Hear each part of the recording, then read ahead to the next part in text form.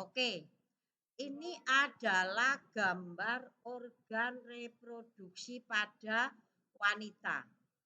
Dimulai dari ovarium ini, ya. Ovarium perempuan ada dua, kanan dan kiri. Bisa berfungsi keduanya.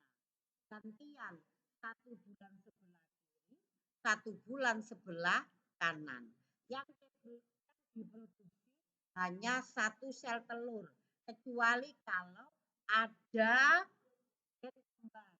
Sel telurnya bisa dihasilkan dari keduanya bersamaan atau sel telurnya setelah dibuai bisa membelah. Oke, saya mulai. Ovarium ini menghasilkan sel telur. Sel telurnya ditangkap oleh fimbria, jadi kayak disedot. Nah, setelah itu dia akan bergerak ke oviduct. Disinilah menunggu sperma sampai terjadi fertilisasi. Bila tidak ada sperma yang masuk, karena masih perawan, berarti dia turun kemana? Ke uterus. Nah, di sini. Di uterus ini rahim dilindungi dindingnya adalah endometrium. Bisa menebal, bisa luruh.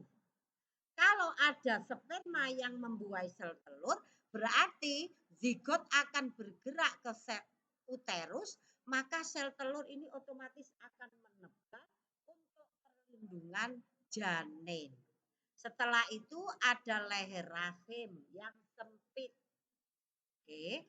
Dan seterusnya untuk alat reproduksi perempuan. Nah, bagaimana perkembangan dari sel telur diperhatikan? Oke, ini sudah kita pelajari pada saat pembelahan sel. Oogonium mengalami mitosis menghasilkan oosit primer. Karena mitosis berarti kromosomnya masih 46. Setelah itu mengalami pembelahan meiosis yang pertama, terbelahlah menjadi 2. 46 dibagi 2 hasilnya 23 kromosom, 23 kromosom. Satunya menjadi oosit sekunder, satunya menjadi badan polar pertama. Badan polar pertama mengalami meiosis kedua, maka dihasilkan folikel. Sel badan polar kedua sebanyak berapa? 2. Dan oosit sekunder juga mengalami meiosis kedua, menghasilkan ootit dan badan polar yang kedua. Berarti berapa jumlah badan polar? 3. Berapa jumlah ootit? 1. Ini 1, 2, 3. Ini badan polar. Sel telur atau ootit hanya dihasilkan berapa? 1. Nah, ternyata ada pelindungnya. Nah, ini folikel itu bulatan-bulatan. Folikel oosit primer dilindungi oleh folikel sekunder. Folikel sekunder dilindungi oosit sekunder dilindungi oleh folikel tersier. Tersier itu berapa lapis? 3 lapis sel folikelnya. Gambarnya ini. Nah, ternyata sel telur itu dilindungi oleh sel folikel. Bulatan-bulatan ini. Nah, sampai dihasilkan folikel de Graaff. Folikel de Graaff ini yang sudah matang. Nah, di dalamnya folikel de Graaff itu ada oosit sekunder. Nah, sehingga itulah ketika terjadi ovulasi, maka yang keluar adalah oosit sekunder. Yang ketemu sperma adalah oosit sekunder, bukan ovum, masih tahap oosit sekunder. Nah, ketika folikel de Graaff ini sudah pecah, sel telurnya kan keluar. Menuju apa? Menuju fimbria tadi, menuju tuba polovi, maka bekas dari folikel degraf ini namanya korpus luteum. Jadi ini ya, saya ulangi, oosit primer dilindungi oleh sel folikel. Sel folikel primer berubah menjadi folikel sekunder di dalam folikel tersier ini ya. Ini folikel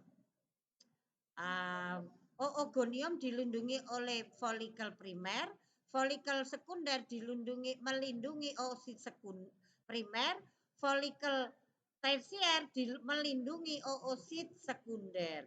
Jadilah folikel degraf. Folikel degraf ini jika oosit sekundernya sudah ovulasi, maka meninggalkan suatu bentuk yang disebut korpus luteum. Dan korpus luteum ini menghasilkan hormon progesteron. Nah, secara utuh bagaimana bentuk dari sel telur itu? Ini.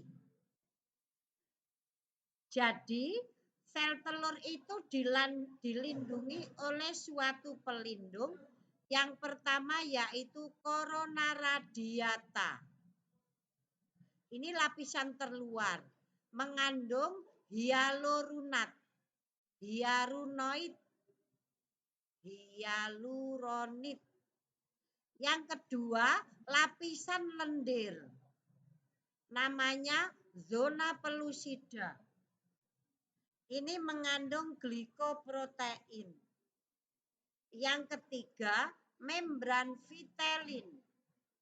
Ini bagian paling dalam, warnanya transparan. Ini pelindung. Kemudian yang keempat, protein kuning telur di sini.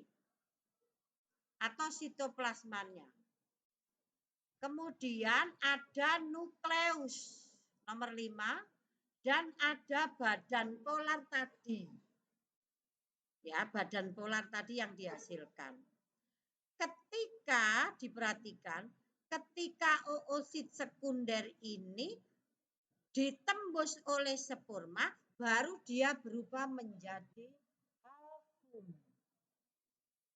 Kalau belum ditembus sperma, masih dalam bentuk oosit sekunder. Ketika disebut ovum, ditembus sperma, baru dia menjadi ootit. Hormon wanita ada 4. 1. Follicle stimulus hormone atau FSH. Untuk apa? Mengatur dihasilkan oleh hipofisis anterior, mengatur perkembangan folikel primer sampai menjadi folikel degraf. Yang kedua, luteinizing hormone atau LH. Dihasilkan siapa? Tetap hipofisis anterior. Mengubah apa? Mengubah folikel degraf menjadi korpus luteum dengan cara mempercepat ovulasi. Jadi LH itu berperanan untuk terjadinya ovulasi. Apa ovulasi itu? Peristiwa keluarnya oosit sekunder dari folikel degraf. Yang ketiga, hormon estrogen. Siapa yang menghasilkan estrogen? Folikel degraf. Berfungsi untuk apa? Menimbulkan tanda-tanda kelamin sekunder pada wanita dan menebalkan endometrium. Yang keempat, progesteron. Dihasilkan oleh siapa? Korpus luteum. Berfungsi untuk apa? Mempertahankan endometrium jika terjadi kehamilan.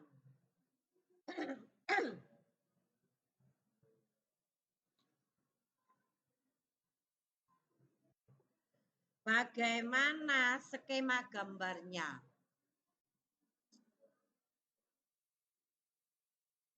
Wes, kita awali dari hipofisis ini. Hipofisis anterior. atau kelenjar pituitari menghasilkan hormon FSH.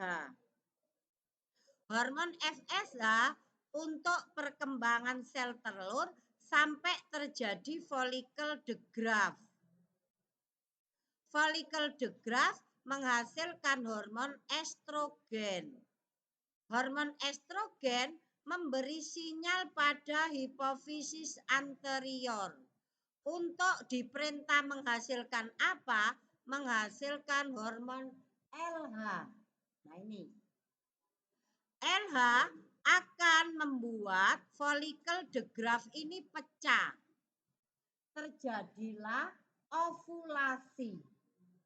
Setelah itu, apa yang terjadi? Ovulasi, oosit sekunder akan menuju pada ini fimbria, kemudian ke tuba Fallopi. Berhenti di sini menunggu sperma. Selanjutnya, korpus luteum akan menghasilkan progesteron, ya.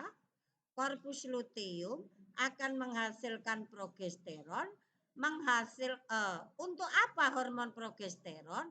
Untuk menebalkan rahim. Ini gambarnya. Siap untuk perlindungan janin.